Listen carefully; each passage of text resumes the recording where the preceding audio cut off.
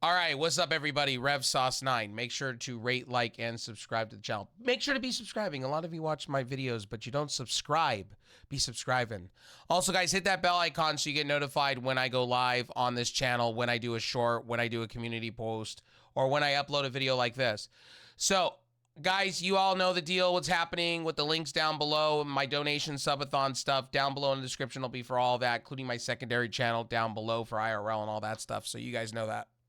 We just got done doing an NXT review. Now we're doing an Axel F review, and we're putting that out there for you guys. Honestly, I'm going to try to keep this as spoiler-free as I can. Try not to spoil anybody or anything like that, but I would tell you this movie's 3s and 4s out of 5. I would say, or a 7, or I would even say a 6. So I'm in between those numbers. I really can't definitively tell you. I'm leaning more 7s. I'm leaning more 4s out of 5s. It's not a bad movie. Some people are saying it's a trash movie. I wouldn't go that far. I would say it's a tier above 1994. I would still say the first two are the bar, and then everything else is kind of just playing catch up. Now, they did say there was a sequel coming to this movie. I would honestly tell you, this is not a bad movie. It's got the typical Eddie Murphy stuff. It's got dark comedy. There is a few derogatory words they use that I can't use within the movie, referencing race. I can't say that or I'll get flagged and canceled and all that stuff. I like the fact that they brought back a lot of the old faces and modernized a lot of things, which was cool. You could tell there was some CGI used for this movie, especially in the gunshots and the stuff like that. Kevin Bacon played a great character. He was the evil villain. Spoiler. But it kind of, the story was a little bit hokey pokey, a little bit, and it was kind of predictable. I wish they would have done with 1 and 2 were doing. They tried to, I feel like the story was kind of a little left behind to the action, and it was a little predictable, you know what I mean? That's why I'm not giving it like IGN and other places are, 8s out of 10 or 9 out of 10. I'm not doing that because honestly, some of the storyline was kind of, if you watch it, you'll understand. It was a little cabarbled a little bit. But they're trying to get everybody in within one movie, kind of like Coming to America 2 on Amazon Prime when Eddie Murphy brought that movie back and that franchise back. It had too many actors trying to do too many things, trying to get their comedy bits in. This one was trying to get more action. It's good to see the originals. It's good to see Taggart back. It's good to see, you know, Rosewood back. It's good to see, you know, Levitt in place of certain things. But at the end of the day, it's just some of the stuff is a little miscombarbled. And I feel like it fell flat in certain parts. That's why I'm not giving it a perfect 9 or an 8. I would say 7 and 6, yes.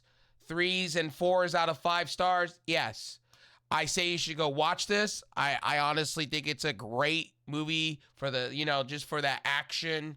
Just like Bad Boys. I haven't seen Bad Boys yet. I'm waiting for it to hit streaming. But when it does, I'll probably say the same thing. You know, it's a great movie. Is it an Academy Award-winning movie? No. Is it a great action flick? Sure. Eddie Murphy is back. I enjoy him when he does action films. I hope he does other remakes of nostalgia products that he's done, like 48 Hours. I would like to see that come back. Eddie Murphy being my mom's age, and that's who I watched this movie with, was my mom. And she was even saying the same thing. It was predictable and a little cabarbled. She said the first two. She said the first 2 movies of the Beverly Hills Cop is the bar, and everything else is the bottom. And I'm saying the same thing. I would say this is above number 3, 1994. But you got to look at 1994. There was a lot of cheesy movies. There was a lot of cheesy things. You had Mortal Kombat, Rumble in the Bronx. You had a lot of cheesy, you know, action-packed movies back in the day. I think you had a Total Recall. I think you had a few Arnold Schwarzenegger things. You know, again, as I said, 94 was a time for cheesy movies and weird CGI stuff. And if you really go back into the 80s, You know, you had RoboCop, you had, you know, Running Man. I wouldn't be surprised if those movies got another remake. I mean, Running Man, I wouldn't be surprised if they did do a remake of that. I wouldn't be surprised if they try another attempt at RoboCop, because the last RoboCop was fucking horrendously bad. I know Scarface has been talked about coming back. I've heard a bunch of other 80s movies coming back into the fold of things. So Axel F, bottom line, I would say is 6s and 7s across the board for me. I would say either of those two numbers. It's not, I wouldn't run out and go get Netflix right now, honestly. But I would say if you really want to see this movie, then sure. They went from having a son in the show. Go watch the show, ladies and gentlemen. Billy T. Washington was really good. Go watch the show. They have like a hour and 45-minute on Internet Archives. If you can find it somewhere on YouTube, the show, Beverly Hills Cop, the show from 2013, 2014. Go watch that. I thought that was much better than this movie here, as far as storyline goes and comedy. There was some parts of comedy on this, like Eddie Murphy in certain parts was trying to bring out Eddie Murphy from Beverly Hills Cop #1. And then you get certain parts of Beverly Hills Cop 2 in it, but it kind of, the story just gets miscombobbled. And then Rosewood shows up at the mid to the end of the movie, where I thought when you see the trailer, spoiler alert on that, when you see the trailer, you think, oh, he's throughout the movie. And that's not the case. Taggart is. Taggart, spoiler alert, is the Sarge in the movie. But like I said, there is a middle, beginning, and end. And I feel like it was miscarbarbled a little bit. Just miscarbarbled. I honestly will tell you guys this. Go watch it. Go into it with no mindset. Pretend you didn't watch the originals. You'll come out feeling the same way as I did. I went in with a clear mind.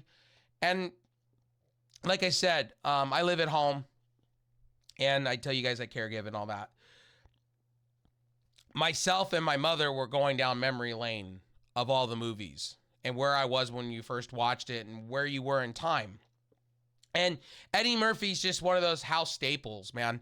Next to Morgan Freeman, next to Clint Eastwood, next to Kevin Bacon, next to John Travolta, next to things, you know what I mean? So, you know, at the end of the day, this is a typical action Eddie Murphy type movie with some comedy bits. Has Eddie Murphy lost a step? I don't think he has. I don't understand some reviews out there, but this was heavily CGI'd. And honestly, I'm not with IGN on it. I'm not with a lot of these review places that are giving it 8s and 10s. It wasn't perfect. It's not an Academy Award movie. But honestly, I would tell you it's a definite watch just to go down nostalgia lane.